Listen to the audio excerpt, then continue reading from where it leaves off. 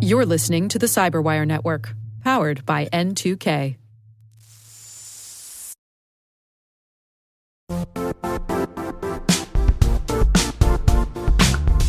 And now, a word from our sponsor, Cortex. Security teams face a barrage of more security tools create more complexity, more devices need protection, more specialized focus areas create more silos. The security landscape is changing fast. How can security operations transform to meet current threats? Cortex by Palo Alto Networks consolidates SecOps tools into an integrated platform and helps organizations stop threats at scale with AI, automation, and analytics. Learn more at paloaltonetworks.com/Cortex.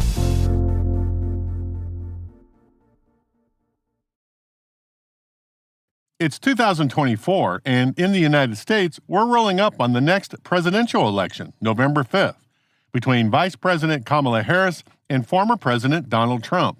And although social media isn't new for this election, social media platforms have matured enough to be the presumptive source of news and debate around the world.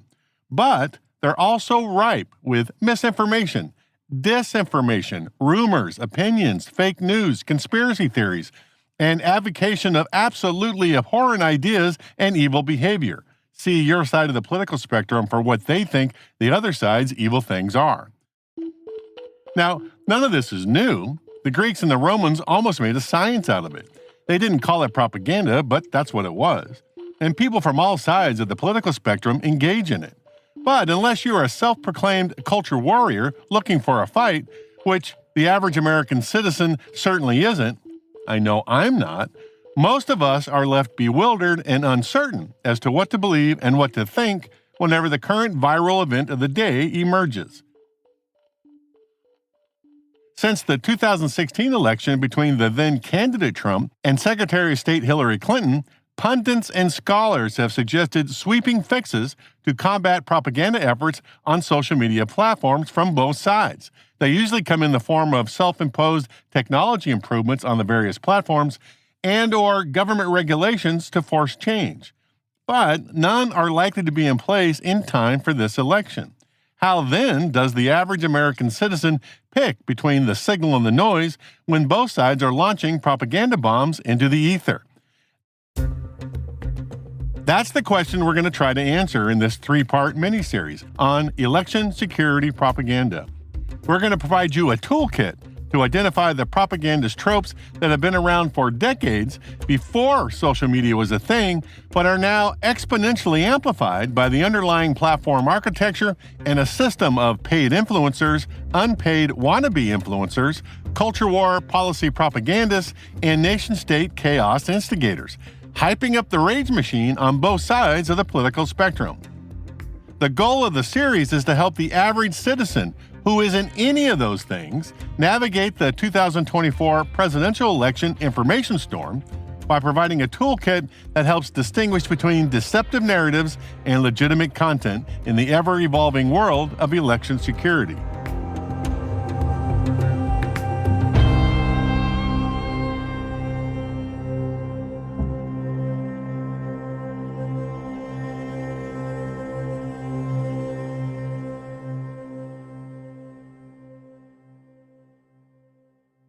According to René DiResta, author of Invisible Rulers, The People Who Turn Lies into Reality, propaganda is a deliberate presentation of inflected information that attempts to further the agenda of those who create it.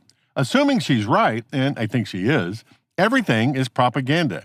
Wherever you get your information, whether you fall to the left or the right on the political spectrum, no matter how legitimate you think the information you consume is, rest assured that it's passing through some kind of inflected prism that bends toward the purpose of the people pushing the information. I read the New York Times and the Washington Post. Those papers bend to the left. I also read the Wall Street Journal. That paper bends to the right. This isn't good or bad. It just is. The trick is to know that going in and to evaluate the value of the information with that in mind. This isn't a new thing. According to Susan Wise Bauer, author of The History of the Ancient World, From the Earliest Accounts to the Fall of Rome, The art of propaganda can be traced as far back as 515 BCE with Darius the Great, one of the most important rulers of the ancient Persian Achaemenid Empire. He used it to legitimize his rule. In modern times, though, before the internet, but after Gutenberg invented the printing press in 1440, after the first modern newspaper in 1605, after Marconi invented the radio in the late 1890s, and after Philo Farnsworth invented the TV in the late 1920s, successful propaganda efforts were in the hands of the few. Government leaders who could step behind the bully pulpit, like U.S. President Theodore Roosevelt, government influence operators like Hitler's chief propagandist Joseph Goebbels, media organizations like the printed press, like the Times of London, radio shows like CBS's See It All Now with Edward R. Murrow, TV shows like the CBS Evening News with Walter Cronkite, and advertising organizations that produced ad content like the Marlboro Man selling cigarettes in the 1950s. Before the internet, all of these propagandists broadcast their message using a one-way, one-to-many model. People got their information about the world from a handful of sources they trusted. And the sources they didn't trust, like that crazy dude wearing the chicken suit spouting his manifesto in the public square, could easily be ignored. His message didn't spread. It lived and died there. His reach was small. And yes, chicken soup propagandists were mostly dudes. We should look into that. After the internet came online in 1969 and social media platforms started to emerge in the late 1990s, purveyors of propaganda got an exponential lift in broadcast capacity. Propaganda efforts were no longer restricted to the one-way, one-to-many model. Now your crazy Uncle Joe, who always caused family drama at the annual Thanksgiving dinner, spouting conspiracy theories about UFOs, could easily find his people online.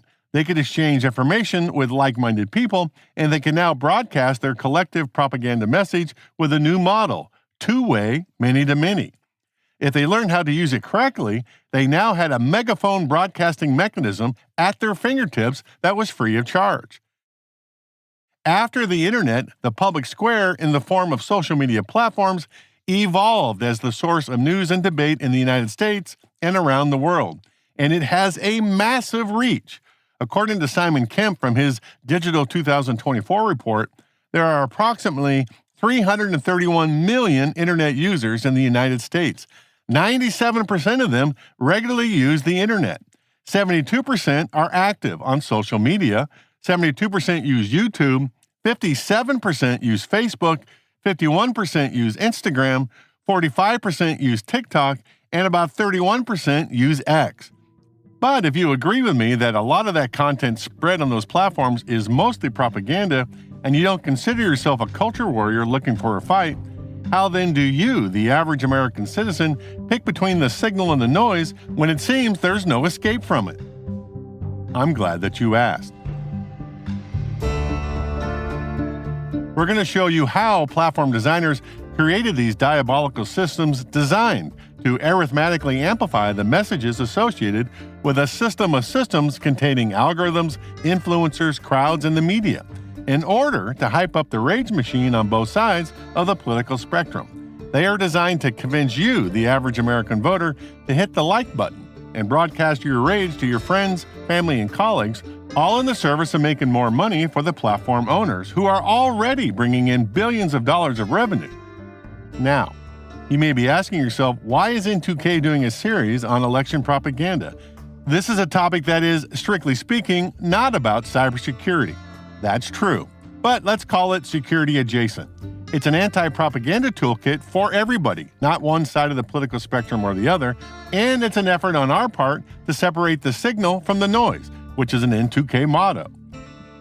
With that explanation out of the way, let me start with examining how social media works. It's way more complicated than you think. And we'll get to that after a quick break. There are two recently published books that address this subject that I found. One is from author Nina Jankowicz called How to Lose the Information War, Russia, Fake News, and the Future Conflict. The other is from the aforementioned author Renee DiResta. DiResta identifies 5 distinct propaganda agents that interact with each other on all social media platforms that enable viral propaganda spread. I call them the pentad. The agents are the platform, the algorithm, the influencers, the crowd, and the media. These pentad elements are distinct, but their incentives are inseparable.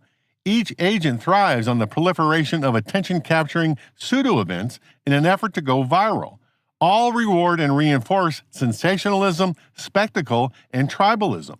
Duresta credits Daniel Burstyn, the late great American historian and, by the way, the 12th Librarian of Congress, how great is that, with a definition of pseudo-events, synthetic media moments, events that exist solely to be reported on. And let me set the boundary for what constitutes virality. Common indicators are the number of likes the original message received, this should be over tens of thousands, the number of times members reshared the message, this should be over 1,000, and the number of comments the message receives, this should be in the hundreds of thousands. But to be truly viral, engagement metrics should significantly outperform the influencer's follower count. For instance, if an account with 100 followers receives thousands of likes and shares, that message is likely viral. But even when a message receives hundreds of thousands of comments, that represents a very small number of actual American citizens engaging in the content. Just do the math. 100,000 comments divided by 331 million internet users is a really small number. When the New York Times reports that a social media viral event is important, it's equivalent to them giving significance to the crowd cheering a touchdown at last night's Giants-Cowboys football game. Not to put too fine a point on it, but it's also likely that those engaging with the content are culture warriors from one side or the other of some issue anyway. It's not the average American. So when the Washington Post publishes a story of how viral a TikTok story went, that's a pseudo-event. A small number of people talking about some culture warrior issue is not an event. It's not valuable information. The viral event creates way more noise than it does signal. It's meaningless unless you happen to be part of the tribe that cares about the issue.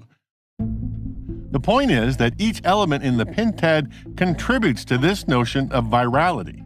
Let's examine each to see how they contribute individually. First up, the platform. According to Duresta, social media platforms provide crowds and other pentad elements that we'll discuss in a bit with tools that encourage the formation of groups and to influence how those communities behave.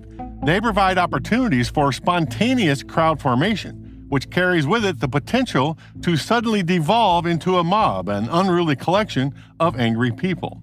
Still, all platforms have some content moderation policy, from X's bare minimum policies against violent content, hateful conduct, abuse, harassment, and child exploitation, to YouTube's more nuanced set of clearly defined policies on hate speech, harassment, violent extremism, and misinformation. Now, I'm not making an argument here that YouTube is better than X in terms of content moderation. My argument is that all platforms have a content moderation policy. You should pick the platform that more closely matches your taste. If you like X's bare minimum approach, go with that platform.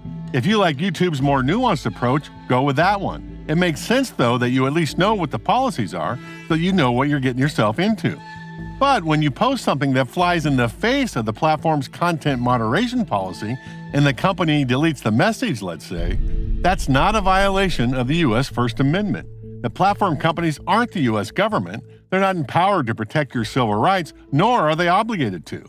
Unless there is some obvious law being broken by the company or by the user of the platform owners can do whatever they want with their content policy. Users can like it or not, or they can change platforms if they wish. But American citizens have no inherent right to publish whatever nonsense they want on a public company's platform, and the platform leadership has no obligation whatsoever to amplify that message. If that were true, Uncle Joe could just walk into the lobby of any corporation and start yelling about his UFO conspiracy theories. When security comes to escort him out of the building, he could just point out that he was executing his First Amendment rights. I don't see that happening anytime soon. And keep in mind, the platform leadership's sole purpose is to bring in revenue. All platforms craft their own content moderation policies designed to appease and cultivate ad buyers, to cater to certain audience demographics, and to comply with international laws. All with that capitalist idea of generating revenue in mind. Again, this isn't bad or good, it just is. And I love capitalism, it drives the country. But it's good to keep that in mind when we're yelling at the other side while defending our culture warrior issue. Let me say that again. The platform owners don't care about your issue. What they care about is making money. So under the covers, what makes all of that work is the algorithm. Again, according to Darista, algorithms exploit the human brain's attraction to divisiveness. Platform owners believe that encouraging the rage machine is much more profitable than encouraging holding hands and singing Kumbaya. Think of algorithms as the wedge splitter, the tool that partitions and pushes American citizens into opposing sides and compels them to respond. Algorithms determine what content to show to the crowd, and they do it by shaping information flow and by influencing the narratives that crowd encounters by their individual preferences and engagement patterns. Algorithms reinforce existing beliefs and sometimes nudge the crowd down some horrifying rabbit holes by catering to their biases and boosting relevant influencers, another Pentad element that I will get to in a bit. In order to keep the crowd on site, they steer the influencer's attention and encourage the crowd's output. If the algorithm creates a viral event that the traditional media, cable TV, and newspapers report on, that's an indicator of success. If the viral event spreads to other social media platforms, that's also an indicator. It means that the algorithm has elevated the viral event to such an extent that it has broken out of the platform like a contagion to spread to other mediums, like the bird flu infecting humans. The algorithm targets several Pentad members to achieve a viral event, like influencers and the media, but liftoff is attained by targeting the crowd. Darista says that virality is a crowd collective behavior. Each user makes a deliberate choice to post or retweet content because they find the post appealing, they believe in it, or they're outraged by it. In a kind of enclosed system, algorithms feed the crowd with content generated by inside-the-bubble trusted spokespeople, influencers, and then the crowd amplifies the rage machine with their response, which in turn gives the algorithms and influencers indicators about which ideas are working and which ones aren't to help them generate and highlight more content in the same vein, which causes the crowd to engage with the rage machine again. This is a massive, self-sustaining do loop designed to keep the machine humming. The most diabolical feature of this system is that new ideas that exist outside the bubble, even if they somehow miraculously make it inside for a bit, do not live long within the bubble. Darista says that consensus reality, our broad, shared understanding of what is real and true, has shattered, and we're experiencing a Cambrian explosion of subjective, bespoke realities.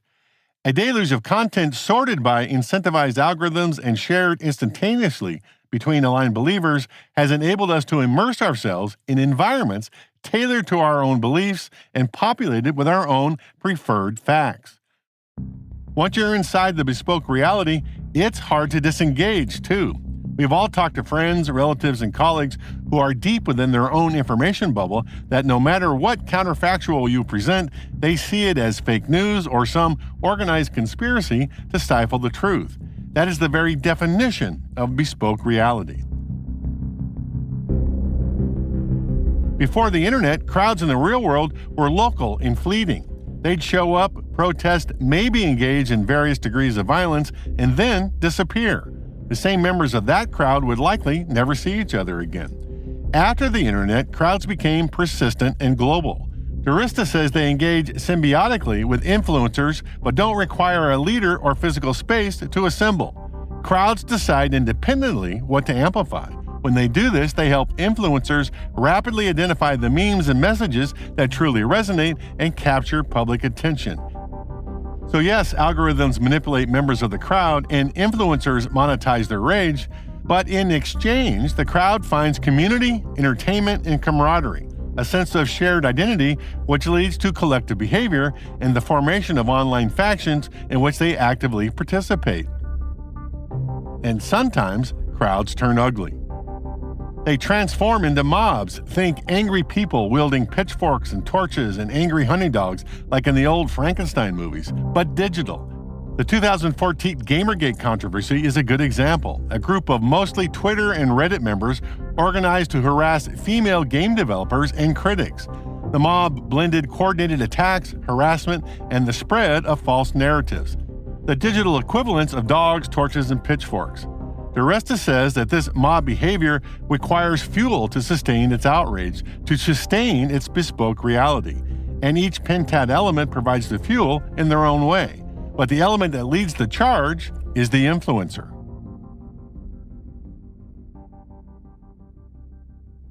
A social media influencer is an individual who has built a significant following on one or more social media platforms and leverages this audience to influence their opinions, behaviors, or purchasing decisions.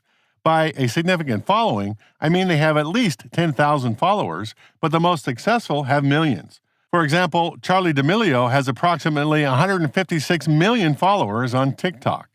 Influencers often have a niche or area of expertise too, such as fashion, fitness, travel, technology, or beauty, and they create content that resonates with their followers. DiResta says they seek virality, a word lifted from epidemiology, the study of how diseases spread. They use targeted ads and paid boosts that appeal to either the algorithm, the crowd, or both. They dynamically test messaging strategies designed to grow followers or uplift engagement, and they're always aware of how the algorithm and the crowd responds. World-class influencers innately understand how to connect with their base. Seemingly at the same time, they appear to develop intimate, trusted relationships with their followers, but achieve a massive reach that rivals what TV networks used to achieve before the internet. And let's be clear, they cater to the algorithm and the crowd because the success of that effort determines how much revenue they bring in. This is not bad or good either, it just is. Some influencers are just in it to make a buck by selling their brand and their products. Taylor Swift is a good example of this, and good on her. She has found a way to connect to her audience to sustain her career. If only all of us could be that successful. Other influencers, though, the culture warrior influencers, bring in revenue by fanning the flames in their bespoke realities, pointing the finger at those people over there as the cause of all the problems for the true believers, the members of their bespoke community. Their methodology is to look for the weak spot in the national culture and drive a wedge through it. They broadcast rumors as if they are true and never retract it if it turns out not to be true later. They just move on to the next rumor in order to keep fanning the flame, to keep driving the wedge. And with all of that effort, sometimes the message breaks out of the bespoke reality and into the mainstream media. What I mean by the media is the collection of old guard traditional TV and newspaper companies like Fox, CNN, the New York Times, the Washington Post, and the Wall Street Journal. If Daniel Borson were alive today, he might say that the media sometimes reports on a viral event as if it was important, but in truth, it is a mirage that looks real, but it isn't. To be fair, though, mainstream media companies are incentivized to cover sensational content in the same way that social media influencers are incentivized on the platforms to generate revenue. DiResta says that the media practice of 24/7 news causes it to create content for content's sake and the elevation of people who are famous for being famous. Media generates manufactured important moments that capture public attention but are in fact meaningless.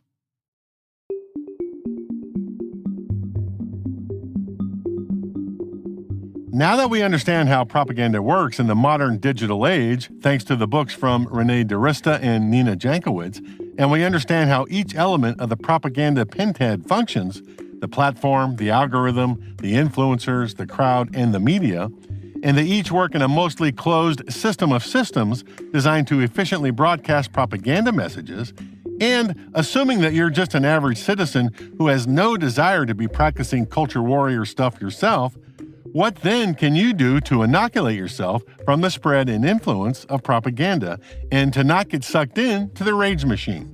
It turns out that there are several things you can do as an average American for each element of the pentad. For the platform, know the content moderation policies of your social media platforms of choice.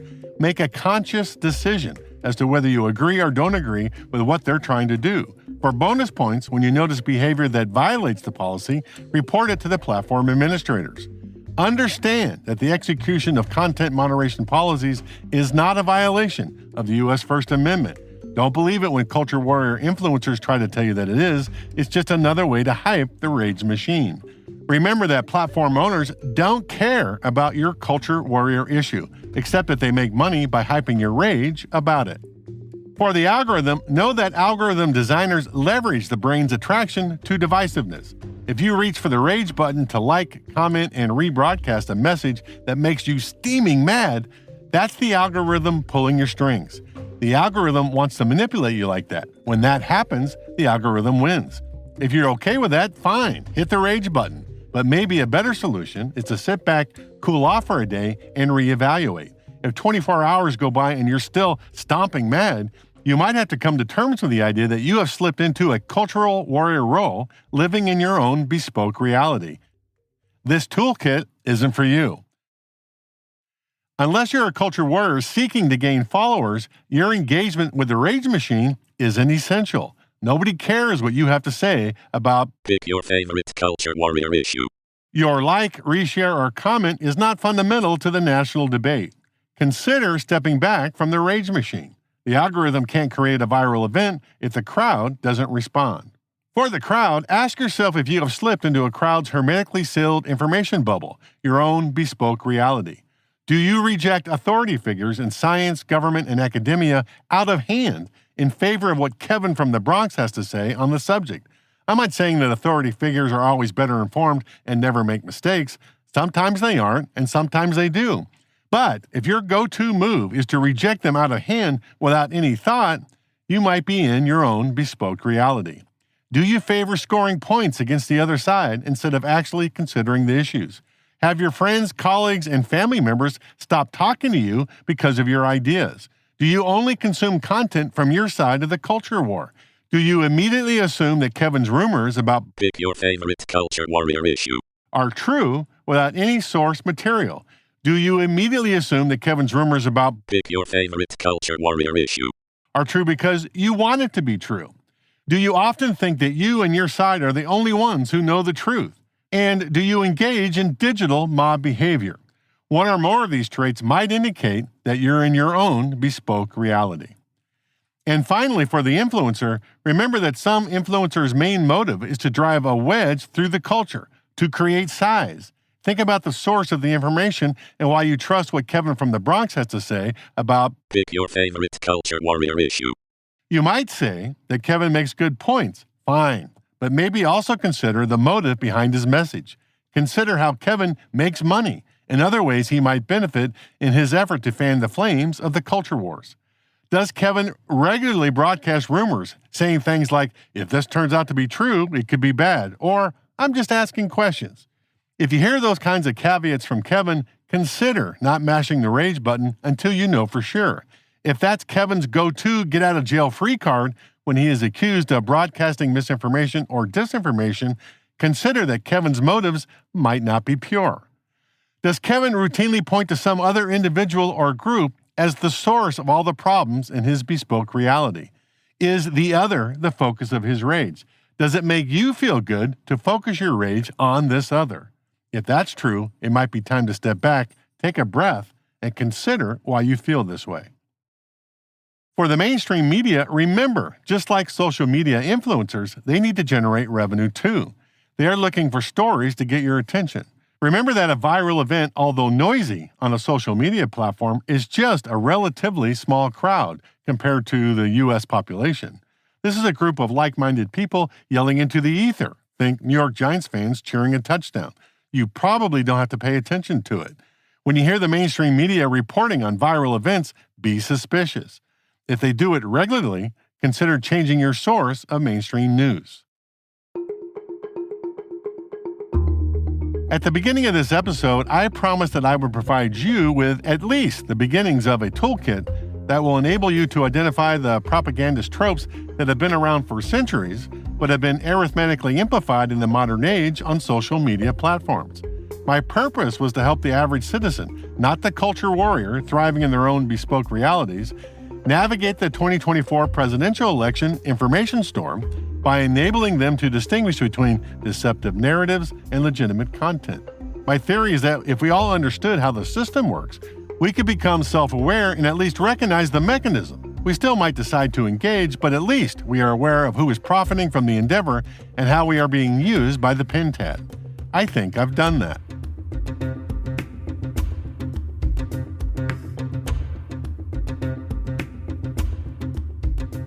Next week, in part 2 of the series, we will examine how propaganda efforts have influenced countries in the past, so stay tuned.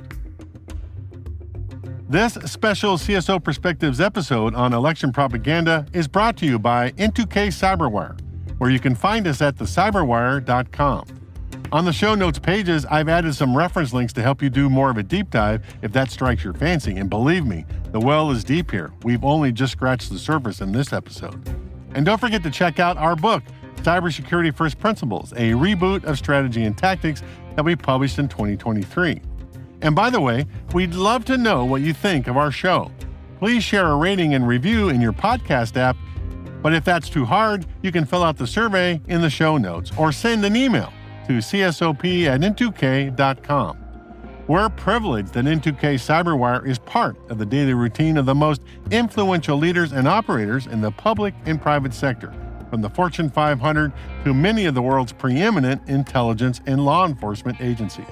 N2K makes it easy for companies to optimize your biggest investment, your people. We make you smarter about your teams while making your team smarter. Learn how at n2k.com. One last thing, here at N2K, we have a wonderful team of talented people doing insanely great things to make me sound good. I think it's only appropriate that you know who they are. I'm Liz Stokes. I'm N2K's CyberWire's associate producer. I'm Trey Hester, audio editor and sound engineer. I'm Elliot Peltzman, executive director of Sound and Vision. I'm Jennifer Iben, executive producer. I'm Brandon Karff, executive editor. I'm Simone Petrella, the president of N2K. I'm Peter Kilpie, the CEO and publisher at N2K. And I'm Rick Howard. Thanks for your support, everybody. And thanks for listening.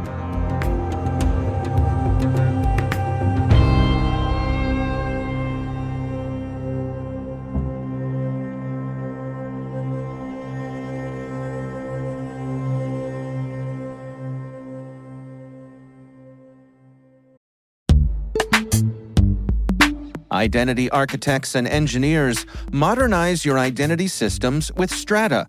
Integrate legacy apps with any IDP, ensure seamless identity failover, and apply MFA without touching app code. Strata offers robust, efficient identity management, reducing tech debt and enhancing security. Gain peace of mind and operational efficiency with Strata's comprehensive solutions. Visit strata.io/cyberwire, share your biggest identity challenge, and enjoy free AirPods Pro. Optimize your identity solutions today. Visit strata.io/cyberwire. And our thanks to Strata for being a longtime friend and supporter of this podcast.